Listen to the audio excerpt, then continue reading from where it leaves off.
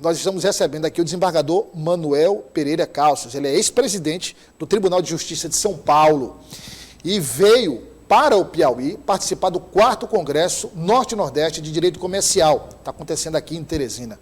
Desembargador, é um prazer receber o senhor aqui, uma honra recebê-lo aqui. E muito obrigado por participar do jornal aqui na Udia TV e conceder parte do seu tempo para nos ajudar a entender essas questões que fazem parte do nosso dia a dia. Muito bem, um bom dia. Eu quero, em primeiro lugar, dar um bom dia a todos os piauienses que estão nos ouvindo, né, e nos vendo, e dizer que é uma honra esse convite para participar dessa entrevista, e também dizer que acabei de ouvir aí os seus comentários sobre grilagem de terra. E esse é um problema que nós, no Tribunal de Justiça de São Paulo, também enfrentamos há muitos anos, né? E também no litoral paulista, que também é muito valioso, e também no interior paulista. Né? E eu concordo plenamente com tudo que você falou aí a respeito, e isso aí é crime, é esbulho possessório, né? E não é possível que isso continue a ocorrer no nosso país, que é um país de dimensões gigantescas. Né? E o pior, desembargador, acontecendo e muitas vezes, muitas vezes não, na maioria das vezes, todo mundo sabe, todo mundo que eu digo que pode tomar alguma providência, sabe que existe aquilo, faz vista grossa, que é pior. Né? É uma situação que revolta. Enquanto você tem lá pessoas que invadem terras da União, que constroem irregularmente, você tem um batalhão de pessoas que tem sequer uma casa para morar, uma casa simples para morar. Né? Não consegue ter o mínimo necessário, o mínimo de cidadania necessário. Isso precisa ser punido. Mas eu quero dizer mais também, que essa oportunidade de vir a Teresina, trazer um pouco da experiência que nós temos em direito comercial. Então, Teresina nos recebeu num evento importantíssimo no Brasil, né, que é o 4º Congresso do Norte e Nordeste de Direito Comercial, como você bem esclareceu aí, e estão presentes aqui, graças à Comissão de Orientação, notadamente da Ordem dos Advogados, não é, de Piauí, que estão comandando essa recepção de juristas, professores de direito comercial, comercialistas, ou de direito empresarial, como outros dizem, não é? Tanto faz falar direito comercial, direito mercantil ou direito empresarial. Usa-se mais, eu entendo que o mais correto é direito comercial. Aliás, é o nome do Congresso, não é? Corretamente. O senhor foi presidente do Tribunal de Justiça de São Paulo, aqui atualmente, seu colega, desembargador, atual presidente do Tribunal de Justiça do Piauí, o desembargador Hílio de Almeida, que é o nosso atual presidente, e já tantos outros passaram, como o desembargador Sebastião Ribeiro Martins, desembargador Oliveira, enfim, desembargador Lê Gonzaga Brandão de Carvalho. E eu queria perguntar ao senhor inicialmente como é a experiência, como foi a experiência de comandar o Tribunal de Justiça do maior estado do Brasil, de um estado tão complexo, porque o São Paulo é uma espécie de amostra, reúne ali todos os Brasis ali. Em São Paulo você tem, então tem muito conflito pelo tamanho, enfim. Como é que foi essa experiência, desembargador? Bom, primeiro eu quero dizer que eu tenho bons amigos no Tribunal de Justiça do Piauí, e você mencionou aí o desembargador Francisco Martins, né? Que foi um grande amigo, que me recebeu aqui também de braços abertos, e que foi presidente do Tribunal de Justiça do Piauí quando eu era o presidente do Tribunal de Justiça do Estado de São Paulo. Né? Fui corregedor também, ele também foi, então somos grandes amigos, né? E, em primeiro lugar. Em segundo lugar, o Tribunal de Justiça de São Paulo, ele recebe brasileiros, né? A Justiça de São Paulo, porque São Paulo recebe brasileiros de todos os estados. Né? É um estado de oportunidades e para quem quer estudar, para quem quer trabalhar, sempre é muito bem-vindo. E o Judiciário de São Paulo, às vezes, poucos sabem. O Tribunal de Justiça do Estado de São Paulo é considerado, é claro que é o maior Tribunal de Justiça do Brasil, mas é o maior das Américas e o maior do mundo. O maior do mundo? O maior do mundo. Nós temos, e aí não é motivo de orgulho, eu sempre digo, 25 milhões de ações tramitando no estado de São Paulo. O senhor fala 25 milhões... De processos. De processos por ano? Não, em tramitação. Agora, por exemplo, atualmente 25 milhões de 25. desembargador. E o Brasil tem 100 milhões. Quer dizer, um quarto está em São Paulo. Um quarto está em São Paulo. Mas é muito ruim, porque nós somos cerca de 200 milhões de habitantes e temos 100 milhões de processos. Se você dividir, todo processo tem que ter duas partes, em tese, a população inteira do Brasil. Todo o Brasil está litigando, né? O que não é muito bom, né? Verdade. Porque essa litigiosidade, né, além da contida, que é uma cifra oculta, indica que alguma coisa está errada. Né?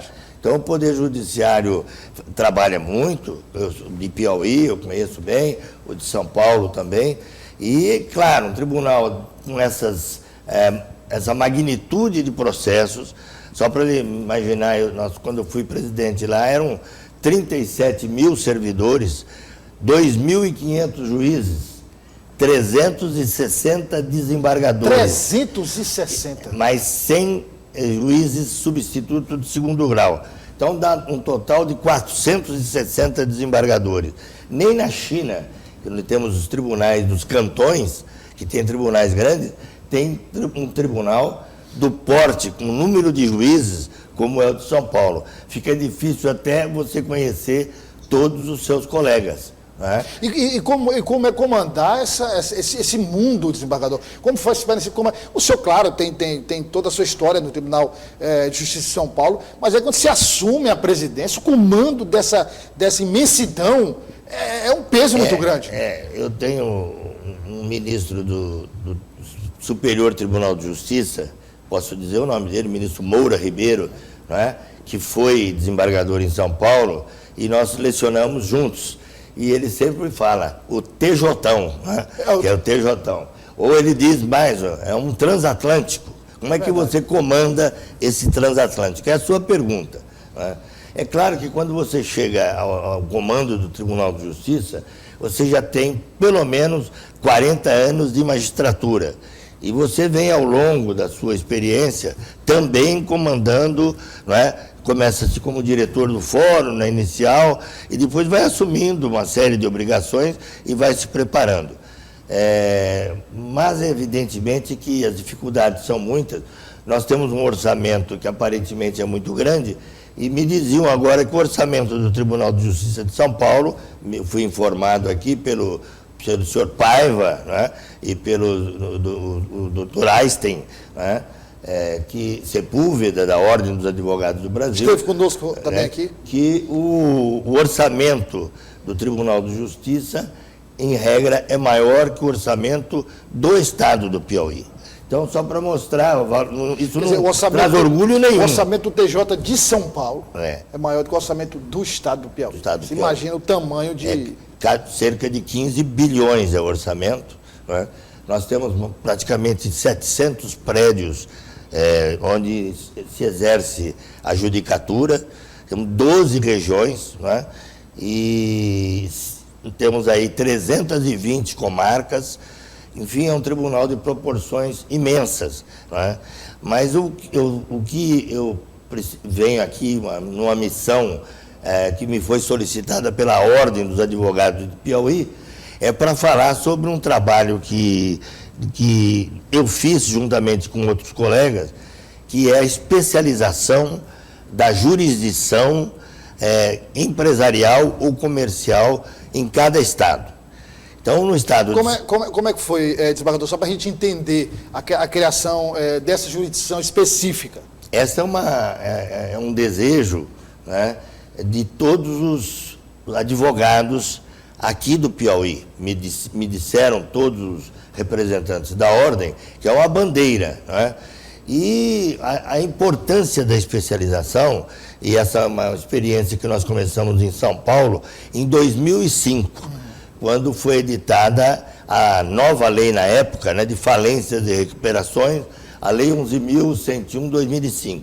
Aí nós, primeiramente, um grupo de desembargadores, com a OAB, com as associações classistas, com a Universidade de São Paulo, onde eu sou professor, né, a Faculdade de Direito Largo de São Francisco, a Pontifícia Universidade Católica de São Paulo, juristas do porte, né, da professora Paula Forgione, professor Fábio Lioa Coelho, né, do professor Rodrigo, enfim, uma série de Marcelo Guedes, que é da Associação Brasileira de Jurimetria. Então, nós fizemos um estudo bastante grande. Inicialmente, criamos uma Câmara Especial de Falências e Recuperações para que as empresas que estivessem em dificuldades financeiras, em crises econômico-financeiras, tivessem um atendimento mais eficiente por parte do Judiciário para o soerguimento dessas empresas, para que elas venham a gerar novamente postos de trabalho, riquezas para o Estado, né, e para o país. Antes tramitava como um processo comum, não tinha esse caminho. Exatamente, é isso que você está falando. Nós chamamos de juízes generalistas. Nós fazemos de tudo. Eu fui juiz generalista há muitos anos. E antes da criação dessa Câmara, desembargador, obviamente um processo específico nessa área seguia o trâmite como qualquer outro e demorava demais. Exatamente. E a empresa muitas vezes não tinha esse tempo para esperar. Verdade. Esse é um dos problemas da justiça sempre, e em todo mundo, é a questão da morosidade. Né? Os ritos processuais, os prazos processuais, e tudo isso aí gera, além do volume, como eu acabei de falar, que nós temos 100 milhões de processos no judiciário brasileiro todo. Né? Agora, com a criação, o que é que mudou de imediato? Pois é. Então, primeiro foi falência e recuperação, e criamos as varas especializadas também, né, só na comarca da capital, né, que é um mundo, né, econômico, um centro financeiro do país. Na sequência, nós criamos as câmaras empresariais, aí do direito empresarial, né, a parte que cuida, vamos dizer, de sociedades, por exemplo, sociedades anônimas, sociedades limitadas, de dissolução dessas sociedades, são sempre litígios muito conflituosos, né? Parte de marcas e patentes, concorrência desleal, né? E por aí afora. Né? Então, criamos uma Câmara, depois criamos 2 varas para a capital de São Paulo, e aí, então, depois unificamos essas 2 câmaras que tínhamos no Tribunal de Justiça, que passaram ambas a decidir matéria de insolvência, como nós falamos, né, que é as empresas em crise econômico-financeira, então falência e recuperação judicial, e mesmo a recuperação extrajudicial, que tem que ser homologada pelo Judiciário.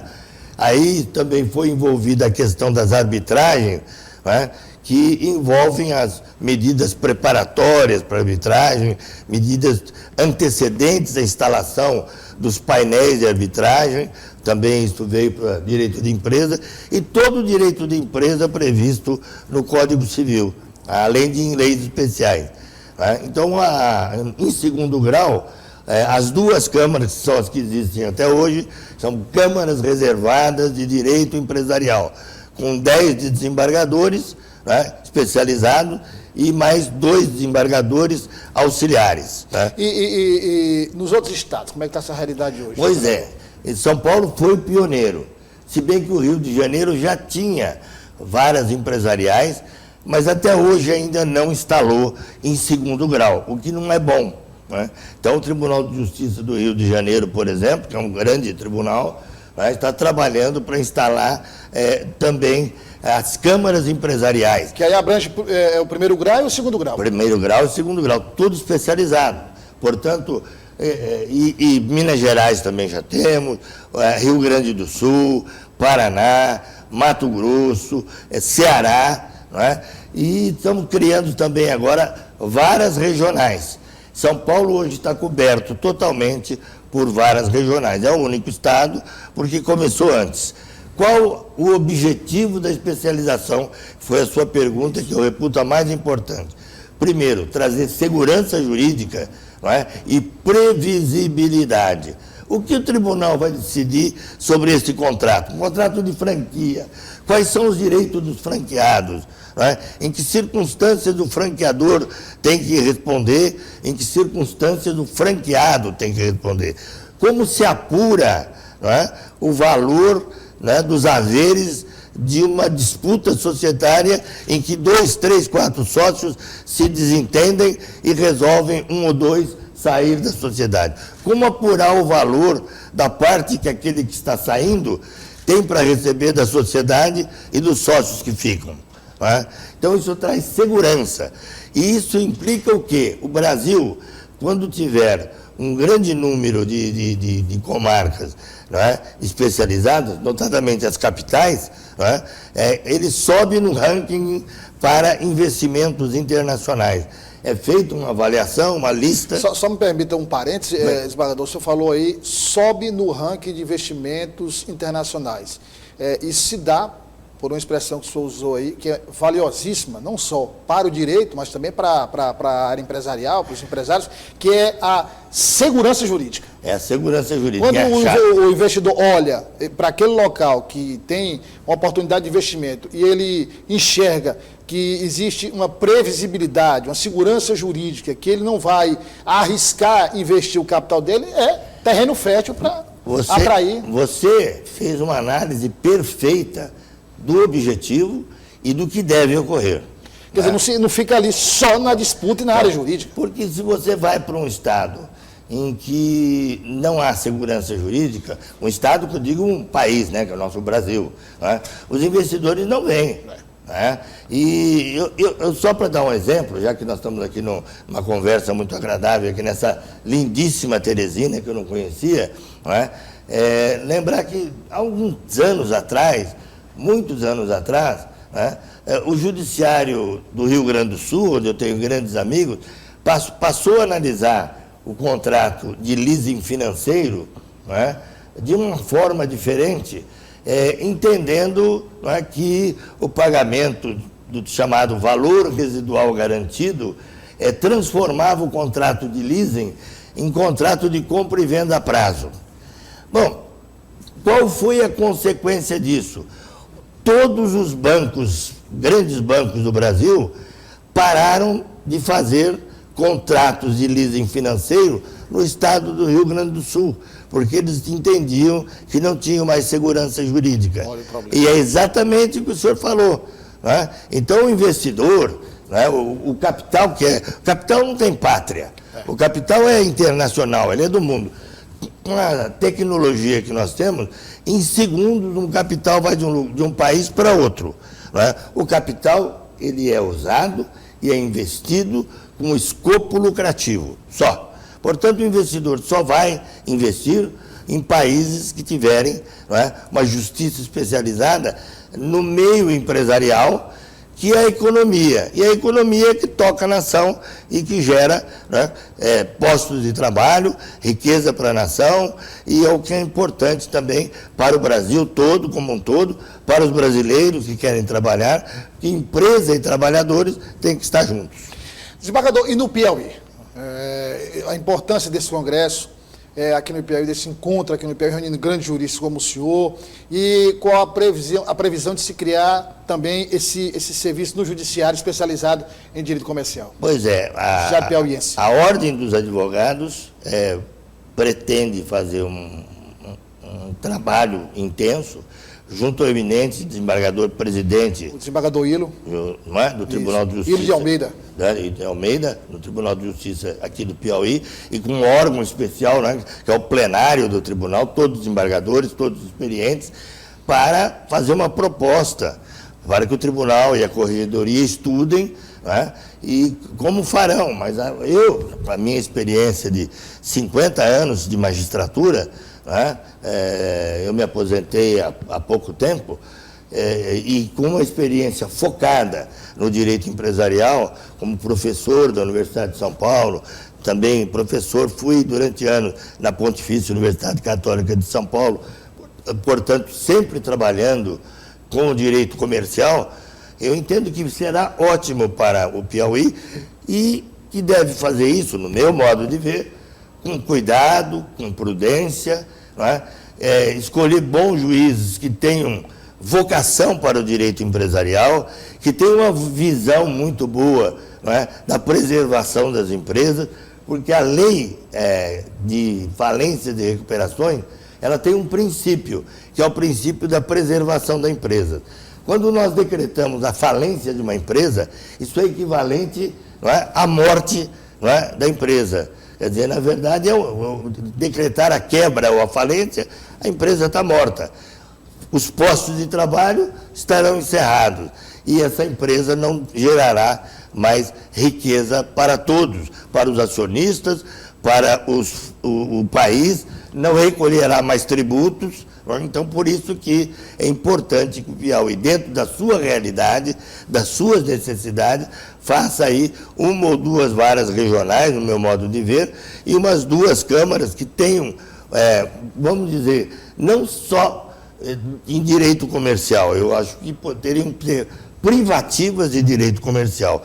O volume de processos que os desembargadores e os juízes vão julgar os tornará especialistas. Da mesma forma que você, que dirige esse jornal importante do Piauí, com a sua experiência, né, é muito diferente quando você começou. Claro. Como eu também. Né, quando eu cheguei como juiz novinho lá em Paulo de Faria, nas margens do Rio Grande, eu era inexperiente. Com o tempo, nós todos adquirimos experiência. O juiz que julgar um número grande de causas empresariais, ele vai adquirir uma expertise, uma eficiência, né, e um conhecimento tal que dará a ele condições de oferecer segurança e previsibilidade. Eu diria o seguinte, que o empresário, quando bate as portas do Tribunal de Justiça do Piauí, ele não quer justiça. Ele quer só aquilo que nós dois falamos e que você captou muito bem. Ele quer segurança jurídica e previsibilidade para fazer os investimentos dele e saber quais serão as possibilidades desse investimento dar retorno para o capital investido. Desembargador, o senhor falou sobre preservação das empresas, mesmo aquelas que estão em situação complicada, situação econômica complicada, buscam recuperação judicial, e isso me remete à Operação Lava Jato, e todas as empreiteiras, eu estou falando especificamente das empreiteiras, e aí o caso mais conhecido é da Odebrecht, sim, que era a maior empreiteira do Brasil, e se instaurou na mídia uma discussão entre jornalistas e também especialistas sobre... Não se está discutindo a necessidade de punição. Claro. Cometeu o crime, tem que ser punido. Agora, o que é que se discute? Bom, vamos individualizar o crime. Era sistêmico, ou seja, era toda a direção da empresa, era algo, assim, avaliando, a grosso modo, era um organismo, era só o Marcelo Odebrecht. Havia necessidade de destruir uma empresa daquele tamanho, sacrificar tantos empregos, investimentos, não seria interessante fazer uma mediação para transferir o controle para uma outra pessoa, até uma venda, se for o caso, mas que preservasse a empresa funcionando, porque você teve aí, se a gente analisar todas aquelas que foram atingidas pela Lava Jato, e perderam contratos e praticamente fecharam, o prejuízo disso para a economia, para a geração de emprego e para o PIB foi, assim, vai ser eterno. Né? Você deve ser especialista em direito comercial. Não, só o pelo curioso. que você falou aqui, você pegou na veia, e é aquilo que eu falo para os meus alunos. Vamos dizer, o grande pulo do gato que ocorreu no Brasil, e que ocorreu no mundo todo, no mundo ocidental, foi a distinção entre a empresa e o empresário. Não é? Então, o empresário é, entre aspas, o dono da empresa, não é? Ou o controlador da empresa, como você bem colocou. Então, quando há uma situação como ocorreu na época da Operação Lava Jato, e aí eu endosso e adiro ao seu voto, estou falando como se eu estivesse votando no tribunal. Vou guardar esse programa aqui para lembrar desse voto honroso, viu? Aderindo ao seu voto, no sentido de que é preciso punir quem cometeu crimes. A impunidade é um dos grandes males da nação brasileira. Você falou muito bem, quem cometeu o crime tem que responder, sendo, obviamente, respeitado o seu sagrado direito de defesa. Isso é uma coisa, isso é constitucional. A inocência é presumida. Não é? Então, quem comete um crime tem direito de ser defendido legitimamente, não é? Que é o devido processo legal, a ampla defesa e o princípio do contraditório. Até aí estamos de pleno acordo. Também estamos de pleno acordo, não é? Na sua segunda fala, no sentido de que as soluções que você sugeriu aí são as que estão na lei. Não é? São exatamente as que estão na lei. Não é? Ou você vende o controle, é uma forma de preservação da empresa. Hoje se pode vender, usa essa expressão, o CNPJ. Né? Ele é uma expressão que não está na lei, né? Mas fica fácil para entender. Né? Mas deu para entender. Né? Vende a empresa. Né? E a empresa. Porque a empresa é a organização, é a atividade em funcionamento, com seus ativos, né? E com seus passivos. E isso não quer dizer que você não vai punir quem, no exercício de cargos de diretores, de presidentes, de comandantes dessas empresas, que cometeram atos ilícitos, eles não têm que ser punidos na devida forma da lei e de acordo com o devido processo legal. Essas recuperações judiciais que você mencionou aí, elas tramitam em São Paulo, né? Então, a recuperação judicial da Odebrecht, a recuperação judicial da UAS, para dizer duas, não é? Elas todas estão tramitando nessas varas especializadas e nessas câmaras especializadas. Então, melhor teria sido, sim, se, sem deixar que essas empresas que produzem riqueza para a nação, geram os empregos ou postos de trabalho e recolhem tributos, fossem aniquiladas ou viessem a falecer. No exemplo que eu falei, que a falência é a mesma coisa que a morte da empresa. O que eu acho assim, um pouco difícil de compreender, algumas punições, como, por exemplo, a empresa, por uma determinada quantidade de anos, está proibida de contratar com serviço público. Mas como?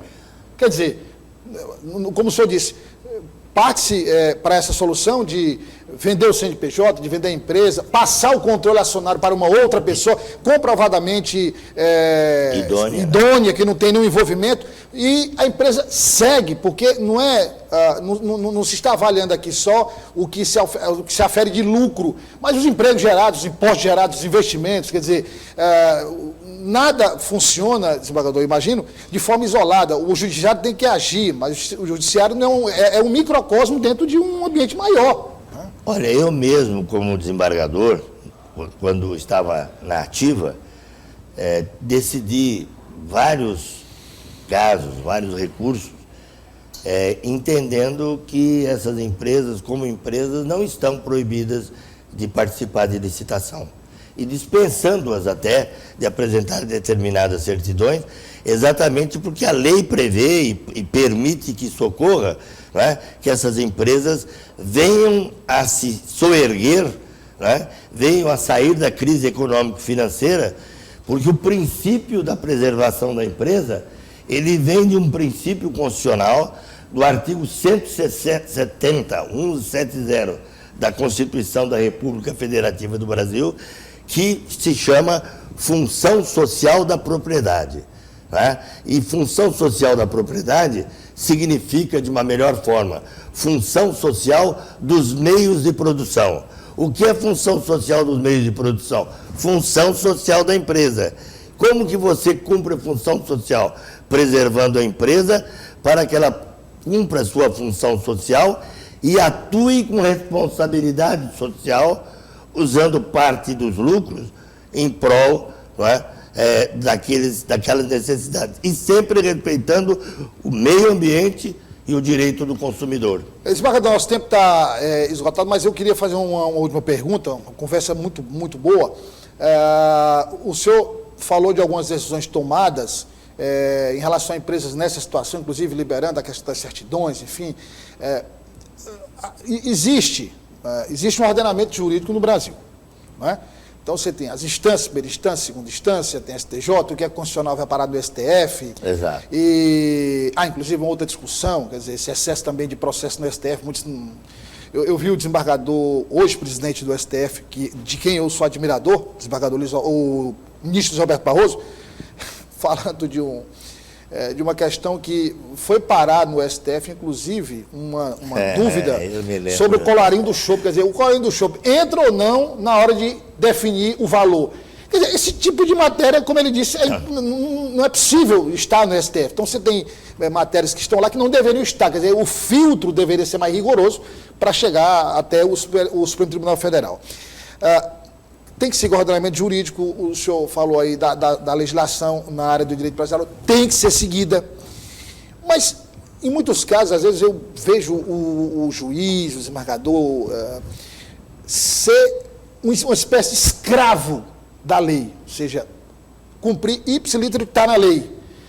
Não cabe, na sua opinião, como o senhor fez, uma espécie de, claro, dentro da lei, mas ampliar um pouco mais o horizonte para tomar decisões que não sejam estritamente ali só legais, mas que sejam decisões que ajudem empresas e pessoas a seguir em frente? Olha, essa é uma das grandes discussões. Se o juiz é simplesmente a boca da lei, a expressão francesa é la bouche de la loi, né? Ou se o juiz pode interpretar a lei. Eu sigo uma orientação que o Supremo Tribunal Federal segue, que o ministro Barroso é um especialista, né, como constitucionalista e professor titular na Universidade Estadual do Rio de Janeiro, que é a questão chamada do neoconstitucionalismo, o que implica em que os princípios constitucionais sejam aplicados na forma maior possível de serem aplicados aos casos concretos. Então, se coloca o princípio acima da regra, né? Então, é claro, o juiz não pode agir contra a lei, jamais, né? Porque isso aí seria, não é, uma criação de uma ditadura do judiciário, que é a pior que tem, não é? Quando o juiz, o judiciário se coloca acima do legislador, ele cria a ditadura do judiciário. Mas isso não significa que os princípios constitucionais, né, que são a base, ou sobre-princípios, não sejam aplicados pelo juiz, dando à lei, não é, uma maior aderência à realidade social, à concretude dos casos solucionados e atendendo aos fins sociais que a lei tem a finalidade social, resolvendo os conflitos de interesse, mas sempre pensando, não é, numa aplicação mais justa, mais equânime e com equidade daquilo que está na regra, porque o legislador não pode prever tudo aquilo que acontecerá no futuro. Então, cabe ao judiciário, sim, como você colocou aí, como o ministro Barroso coloca nos livros dele, não é? No sentido de que o juiz pode, sim, aplicar a lei de uma forma mais elástica, não é? Colocando os princípios constitucionais como a forma de interpretação da lei e não usar a simples interpretação gramatical da lei. Desembargador, muito obrigado pela aula, pela entrevista, mas principalmente pela aula.